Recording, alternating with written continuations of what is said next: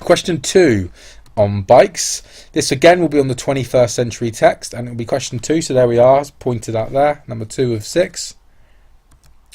And this is the language question, really. So we're looking at the effect of language. So the question is, how does Charles Smith show that cycling is an enjoyable activity? You should comment on what he says, his use of language and tone. So question 2 is worth 10 marks. You should be looking to make 6 or 8 points of 6 to 8 quotes. What are the marks given for? Clear points related to the quote, quotes to support point, terminology, what do you need to avoid waffling? So we don't want 8 or 9 lines for 1 point. 2 or 3 lines, move on to your next point. So like I said, it's worth 10 marks, and so you should be spending 13 to 15 minutes on it. How many points? So I would be saying 5 to 7 quotes. They love you, the exam board love you using quotes. As many as you can, minimum 5, but try and write as many quotes as you can. You need to use a range of quotes, okay, from the beginning, middle and end. So we don't just want you to use quotes right from the start, for his example here. We want you to have coverage. That means start, middle and end. Show the examiner you've read the whole article. Show him or her that you have read the whole piece. So in the how question, you need to analyse the writer's use of a language. But what does analyse mean? Well, it means to examine something carefully and in detail, then explain and interpret it. So in this question, you're going to comment on the effect of words and how do they make the reader feel. So the writer might have used a word to make the reader feel scared, happy, excited, miserable. So look at the choice of words and you're going to comment on that. So this question is where a writer deliberately uses words to achieve a special effect on the reader. So a really simple example, he awoke to rain tapping onto his window. Okay, so tapping suggests, the verb tapping suggests soft and light and sort of fairly innocent. Well, if we change the word tapping to thumping, the writer's chosen the word thumping, the verb thumping deliberately. So why has the writer chosen to do that? So instead of being light like this, now we're getting this impression that the rain is almost hammering down. Thumping is almost someone who punches someone. So a real simple sentence you could have would be, the use of the verb thumping makes the story seem angry, violent and punishing. So angry, violent and punishing, these are the words that connote with the word thumping. That is why the writer's chosen the word thumping, so we get the theme of angry, violence and punishment. So when I mean terminology, I mean these things: adjectives, verbs, word choice, adverbs, deforest, exaggeration, the structure of the piece, punctuation, sensory language and figurative language. And we're going to try to use these. You're not going to get marks for just saying that's an adjective, that's an adverb, that's a simile. You're going to get marks for saying that it is that, but then what effect it has on the reader. However, even though you've done 5 to 8 points, you don't need to do terminology on every single thing. You don't need to do 6 pieces of terminology. We don't want to whack the examiner over the head on it, feel like we're pushing it. So I would say 3 or 4 times try to use terminology in your answer. So remember the question again is, how does Charles show that cycling is enjoyable? Comment on what he says in his use of language and tone. So you're going to look for 1 or 2 word phrases, because we don't want you copying out big pieces of the text. Look for 1 or 2 word phrases that make cycling seem fun and enjoyable. So we're going to zoom in on a language. Yes, even if we use a 5 or 6 word quote, we're going to zoom in on 1 or 2 words and say why they've been chosen. So there's the 2, there's the 1 extract, the 2 pages. So you're going to look for language that makes cycling seem enjoyable. So let's do a couple together. Firstly, he says pedal power and revelling. He's revelling in the freedom of pedal power. Well, why are they using the word revelling? Well, revelling shows how much he enjoyed cycling. Yeah, so it's not just saying I liked it. Revelling makes it sound like it's absolutely amazing. He can't believe how much fun he's having. Inflate, so it says here we've got an inflated sense of your sporting prowess. So inflating suggests that cycling builds confidence. And silence, the last word on this page, he says, and suddenly. So I left the traffic and now there's silence. Well, silence he enjoys this compared to the rat race. So cycling makes him really enjoy it, because instead of being stuck in traffic, he gets freedom, gets to have silence to think to himself. So we're going to analyse these words and phrases and explain their effect. So choking, the writer used the word choking. Why? Why has he decided? Why has Charles decided to use that word? So what connotations? So connotations are the images or ideas associated with a word or phrase. So what connotations do we have with choking? Well, I would say we have suffocate, scared, pain, horror, struggle, panic. So all these are all very negative, aren't they? So the writer's chosen this to say that people in their cars, these are the things that people in their cars have. So obviously showing how great cycling is. So silence, let's look at that one as well. So what connotations does that silence have? Why has the writer chosen to use it? They could have said quiet, they could have said peace, but what does silence mean?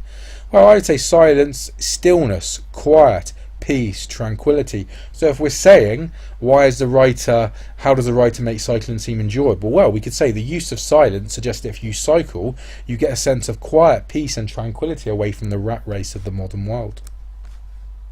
So how are we going to structure our answer? So firstly, there's our question again.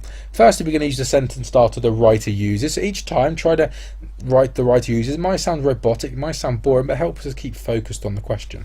So the writer uses, then we're going to say the adjective and technique. So the adjective is a descriptive word, but technique is, does the writer use a simile or a verb or whatever? So the writer uses the powerful adjective. The writer uses the peaceful simile.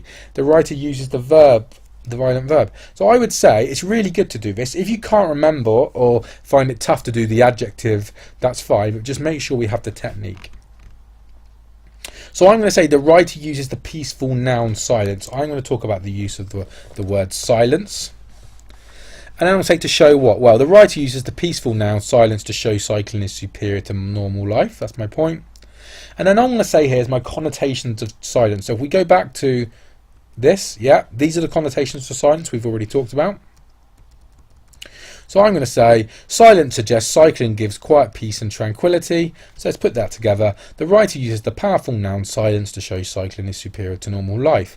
Silence suggests cycling gives quiet, peace and tranquility. So I've said what word the writer has used. So I've said he used silence, and then I've said what effect does it have on the reader. Well, it suggests to the reader that cycling is brilliant because it gives you quiet, peace and tranquility. Okay, this compares to the use of the violent verb choking, which is the other word that we focused in on, which suggests that normal commuters have to suffer a painful and breathless experience on the road.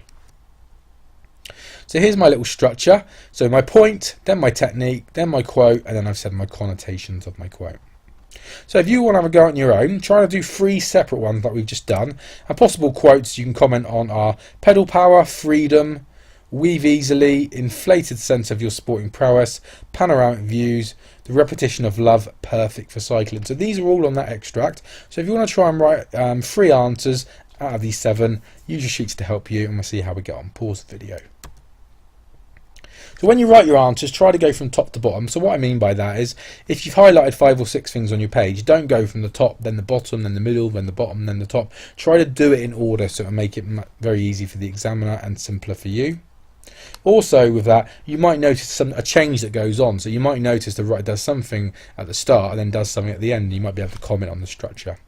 So here's my 5. Okay, so even though I've only done 5, we could probably do 7 or 8 or a few more. So even though I've also done 5, I've probably got 8 or 9 quotes in there as well. Remember, I want to do as many quotes as I can.